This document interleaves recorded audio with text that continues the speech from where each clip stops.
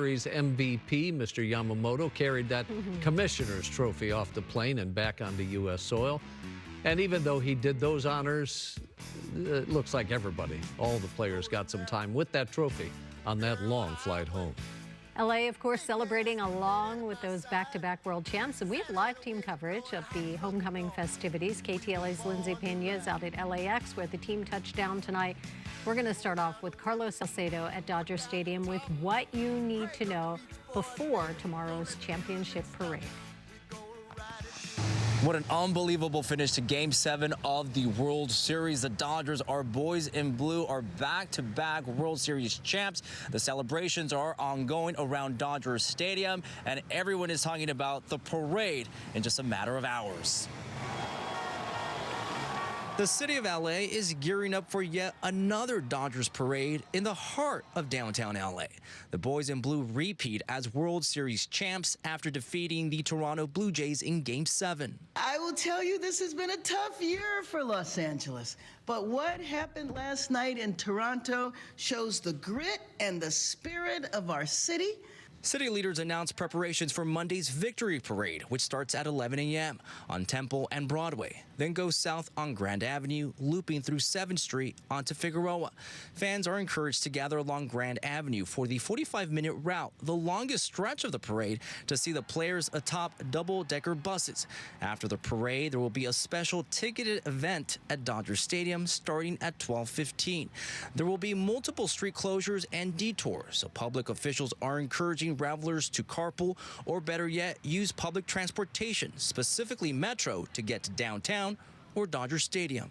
More than 125 traffic officers, as well as additional special traffic operations engineers, will be deployed in the vicinity, providing direction and facilitating the safe movement of people and vehicles. Public safety officials are also asking fans to celebrate responsibly and peacefully. Officers will be out in full force, keeping everyone safe. They don't want to see some of the vandalism that occurred during some late-night celebrations that got out of hand last night. Tomorrow's parade is an opportunity to show the world the very best of Los Angeles, the unity, pride, and respect that defines our city. The eyes of the world will be on us, and we intend to ensure that everybody can celebrate safely. And stay with KTLA. Our parade coverage starts early tomorrow morning. We'll be out here along the parade route, of course, wearing our Dodger swag. Reporting from Chavez Ravine, Carlos Salcedo, KTLA 5 News.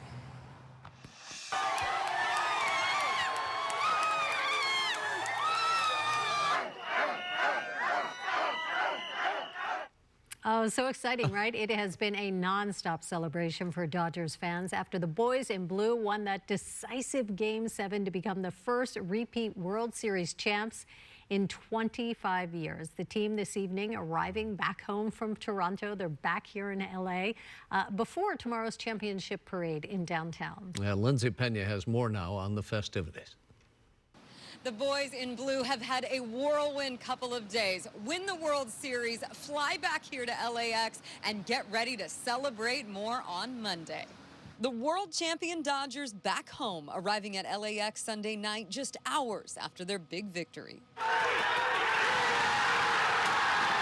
It was the moment Dodgers fans had been waiting all season for. Another World Series win. The boys in blue clinching the championship in Game 7, beating the Toronto Blue Jays 5-4 after 11 nail-biting innings. It wasn't pretty. It was a battle. We scrapped, we fought, and we won this damn thing. It was exciting. And then he made a great play at home. It was just a nail-biting. It was a great game. Celebrations broke out all over LA, from downtown, where fans spilled out into the streets from the Crypto Arena watch party and packed bars and restaurants. Let's go! To East LA and Echo Park, where people shut down entire intersections and portions of streets like Sunset Boulevard. Fireworks could be seen shooting into the sky from seemingly every direction. Sky 5 overhead in Pacoima as drivers revved their engines and spun around in the streets. LAPD declaring a tactical alert well before the game was over in preparation for the celebrations. Officers in riot gear and on horseback moved in at times to keep control of the crowd, using tear gas to break up certain groups. But overall, things remained relatively peaceful through the night. LAPD saying they made 0 arrests this year. Huge win prompting diehard fans to line up outside the team store ready to get their hands on championship gear. We're lifelong Dodger fans. I can vouch for every Dodger fan. We love our Dodgers.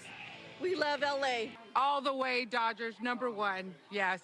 That's the latest from here at LAX. Lindsay Pena, KTLA 5 News.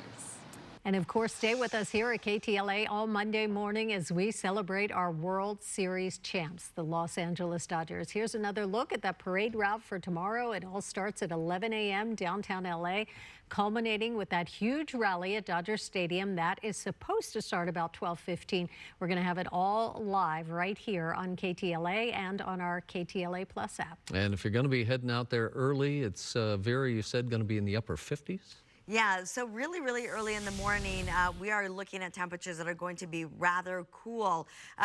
We are going to be looking at the morning being cloudy because of that deeper marine layer. Temperatures will be in the 60s by 8 a.m. But as Rick was mentioning, if you're going to go out there and get out there like at 5 o'clock in the morning, as some people do because they want to pick like a really good spot in the front row, temperatures are going to be in the 50s really early in the morning.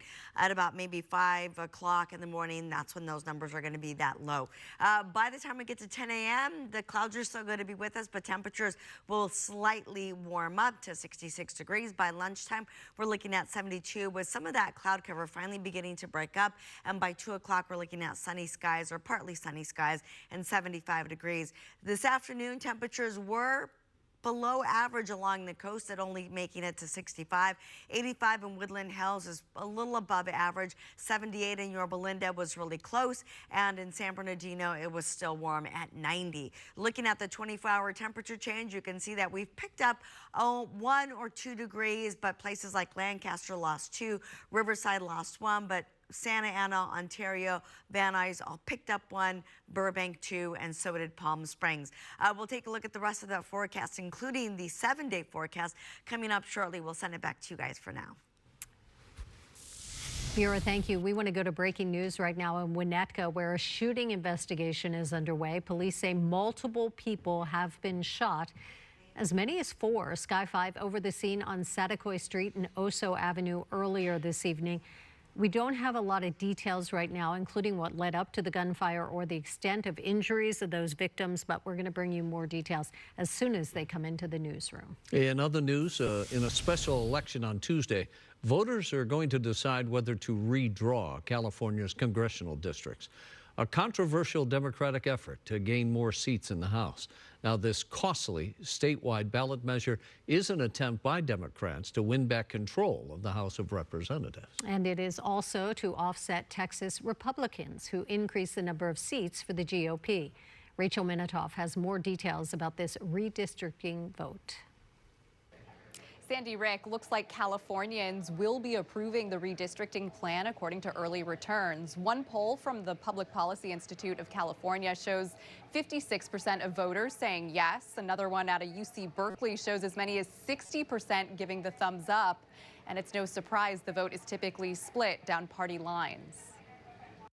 Prop 50 levels the playing field in the midterms. With a special election days away, the only item on the California ballot, whether the state should redraw its existing map, tossing out what was decided by an independent commission and instead going with one drawn by Democrats. A powerhouse lineup of California Democrats urging voters to back the measure before the midterms.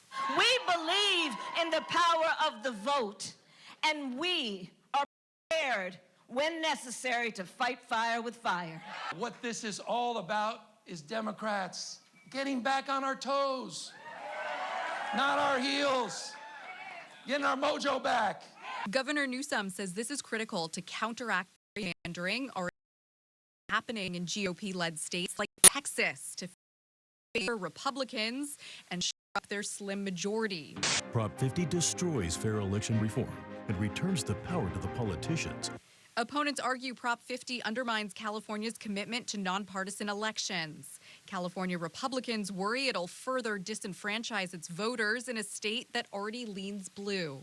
We're doing everything we can to educate voters about the Independent Citizens Redistricting Commission, how this Prop 50 should pass will drastically change your community and allow you and your neighbors and your friends not to have any input into how your community is shaped. If Democrats in California pick up more seats in the 2026 midterm election, that potentially shifts the balance in the House. Republicans hold 219 to 213 narrow majority. Loyola Law School professor Jessica Levinson says Prop 50 is a referendum on how Californians really feel about President Trump. Yes, Prop 50 is all about redistricting. It's all about whether or not we suspend our independent redistricting commission, but it's also about whether or not people in California want to try and get more Democrats in the House to try and push back against the Trump administration.